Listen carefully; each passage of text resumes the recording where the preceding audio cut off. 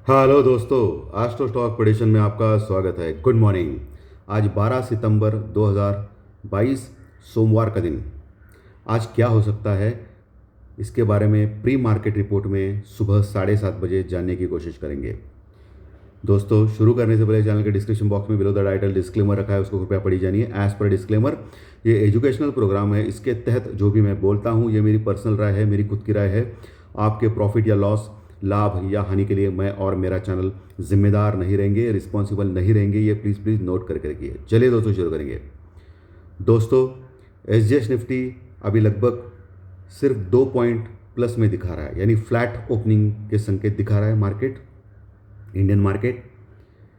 दो फ्यूचर लगभग 50 point plus में है। जैसे आप सब लोग जानते हैं कि शुक्रवार के सत्र में अमेरिकन मार्केट लगभग 450 पॉइंट प्लस में क्लोज हो गए थे, और फिर प्लस आज दो फ्यूचर 50 पॉइंट प्लस में है। लेकिन हमारा इंडियन मार्केट फ्लैट ओपनिंग दिखा रहा है। इसका मतलब साफ है दोस्तों, क्योंकि जो शुक्रवार के सत्र में ऊपर से नीचे हम लोग गिरे थे वो कुछ अच्छा नहीं था और रेड कैंडल बनी थी। मैंने आपको बोला था कि ओपनिंग से नीचे क्लोज हो गया है, तो टेक्निकल के ऊपर वीक हो गया है मार्केट, निफ्टी और बैंक निफ्टी दोनों। और प्रॉब्लम यह है कि निफ्टी में अभी जो 17,830 के आसपास जो क्लोज हो गया था निफ्टी शुक्रवार के सत्र में, अभी मल्टीपल रेजिस्टेंस है, यानी ऊपर जाने के लिए रुकावट ज़्यादा है। यानी पहला जो रेजिस्टेंस है वो इमीडिएट है 17,850, उसके ऊपर टिक गया तो 17,900, उसके बाद 17,950। हर 50 पॉइंट के ऊपर निफ्टी में अभी रेजिस्टेंस लेवल है। यानी इतना आसान नहीं रहेगा निफ्टी को अभी आज ऊपर जाना है। और सबसे बड़ा रेजिस्टेंस 18,000 के पास है, और 18,000 क्रॉस होने के बाद फिर से 50 पॉइंट 18,050। 18,050 के ऊपर अगर टिकता है निफ्टी 15-20 मिनट, तो फिर बहुत बड़ी रैली आ सकती है। तो ये सब जो कॉल राइटर्स है वो निकल जाएंगे और शॉर्ट कवरिंग होगी। लेकिन 18,050 तक की यात्रा बहुत ही ख़राब रहेगी निफ्टी में, बहुत ही मुश्किल रह सकती है निफ्टी में, ये ध्यान में रखिए। टेक्निकल की वजह से निफ्टी अभी एच निफ्टी नहीं दिखा रहा है, लेकिन हो सकता है सुबह जब हम लोग ओपन हो जाए तभी आपको एक मोमेंट दिखाई दे, क्योंकि एच निफ्टी जो दिखता है वो एक्चुअल मार्केट में अलग ही होता है, या आप लोग हमेशा जानते हैं। क्योंकि एफआई की जो खरीदी है, आपको मैंने ऑलरेडी बताया था टेक्निकल चार्ट डाटा पॉइंट के कार्यक्रम में, कि 2100 करोड़ का माल खरीदा है दोस्तों, और डीआई ने बेचा है। तो डीआई ने बेचा है, ये थोड़ा ख़राब है, और डीआई की वजह से हम लोग गिरे थे फ्राइडे के दिन। एफआई की वजह से नहीं, डीआई की वजह से गिरे थे।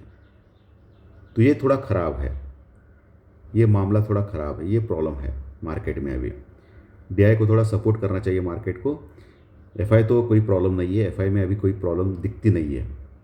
आज एशियन मार्केट लगभग बंद है, सिर्फ जापान का जो मार्केट है वो अभी प्लस में है 300-350 पॉइंट। बाकी कोरियन, हांगकांग, चाइना, ये सब कुछ बंद है, उनकी छुट्टी है, तो ये सब लोग बंद है। तो सिर्फ एशियन मार्केट में जापान का जो मार्केट है, मेजर इंपॉर्टेंट मार्केट बोल रहा हूँ मैं, वो चालू है, वो 300-350 पॉइंट प्लस में है। आज सबसे इम्पॉर्टेंट हमारे यहाँ, हमारा जो अभी एच निफ्टी जो इंडिकेट कर रहा है फ्लैट, इसकी और एक वजह है। कौन सी वजह है? कि हमारे यहाँ आज के दिन महंगाई के आंकड़े आएंगे, इन्फ्लेशन रेट। आपको जैसे मालूम है कि हमारा जो इन्फ्लेशन रेट है वो 6.6 6.7 के आसपास है, ठीक है। तो आज जो आंकड़े आएंगे वो लगभग सबका अनुमान है कि वही रहेंगे 6.7 तक। तो सबको लगता है कि महंगाई के आंकड़े जो पिछली बार आए थे वो 6.7 उसके आसपास ही रहेगा। सो मार्केट कोई ज़्यादा रिएक्शन नहीं देगा। अगर महंगाई के आंकड़े और कम आ गए महंगाई घटने से, तो मार्केट एक उछाल ले सकता है, बाउंस बैक मार सकता है। यानी कि महंगाई के आंकड़े जब रिलीज़ होंगे दोपहर के आसपास, तब मार्केट में कोई मूवमेंट बनता है, तब तक मार्केट शांति रहेगा। पहली बात तो क्लियर। और महंगाई के आंकड़े अगर ज़्यादा आ गए 6.7 से, इसका मतलब आरबीआई को इंटरेस्ट रेट बढ़ाना पड़ेगा। तो फिर मार्केट में हमारे पैनिक मोड में आएगा मार्केट, और उसके चलते फिर बड़ा करेक्शन आएगा। ये आप ध्यान में रखिए जो मैं बोल रहा हूँ।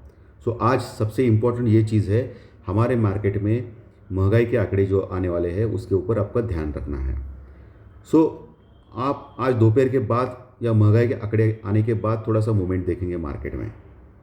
और दूसरा सबसे इम्पोर्टेंट, कल के दिन यानी कल मंगलवार है, कल के दिन शाम को 6 बजे, यानी हमारा मार्केट ख़त्म होने के बाद अमेरिका में उनके महंगाई के आंकड़े आने वाले हैं। जैसे आपको मालूम है कि 9 के ऊपर अभी उनका महंगाई का इन्फ्लेशन रेट यानी महंगाई के आंकड़े गए हैं। उसके चलते उनके जो फेड के चेयरमैन पावेल साहब हैं, उन्होंने ऑलरेडी बोले हैं कि हर महीने वो रेट ऑफ इंटरेस्ट बढ़ाएंगे। ठीक है, तो अगर वो महंगाई के आंकड़े कल जो अमेरिका में शाम 6 बजे आने वाले हैं, वो अगर ज़्यादा आएंगे तो फिर अमेरिका मार्केट भी ज़बरदस्त गिर सकता है। उसके चलते सब ग्लोबल मार्केट गिर सकते हैं बुधवार के दिन। और मंगलवार के दिन यानी कल के दिन भी हम लोग दोपहर के बाद थोड़े सुस्ती रह सकते हैं डर के मारे। ओके, क्योंकि अमेरिका के कल इन्फ्लेशन के आंकड़े आ रहे हैं, जैसे हमारे आज आने वाले हैं। हमारे तो एंटिसिपेटेड है कि अच्छे होंगे यानी कम होंगे, यानी या लगभग वही रहेंगे। लेकिन अमेरिका के आंकड़े में कैसा कि ज़्यादा रहेगा तो फिर मंदी आने वाली है, सब कुछ होगा और फिर अमेरिका गिरना चालू करेगा। तो कल के जो आंकड़े हैं अमेरिका में वो सबसे बेहद बेहद इम्पॉर्टेंट है। और वैसे पूरे ऑल ओवर वर्ल्ड में आंकड़े उनके सबके आने वाले हैं इन्फ्लेशन रेट के। सो ये हफ्ता बहुत ही इम्पॉर्टेंट रहेगा मार्केट के लिए। और जैसे मैंने आपको ज्योतिष शास्त्री प्रेडिक्शन में बोला था, बहुत सारे लोग बोल रहे थे कि अमेरिका इतना ऊपर था, सब कुछ अच्छा है, तो आपने पॉजिटिव क्यों नहीं बताया। लेकिन जो दिखता है वही बोलना पड़ता है ना मुझे। तो दोनों साइड के मूवमेंट्स मैंने बोला है, क्योंकि क्या है ये हफ्ता बहुत ही क्रूशल है सभी पैरामीटर्स के ऊपर ग्लोबल वर्ल्ड के लिए, ग्लोबल मार्केट के लिए। तो आपको ये जान लेना है।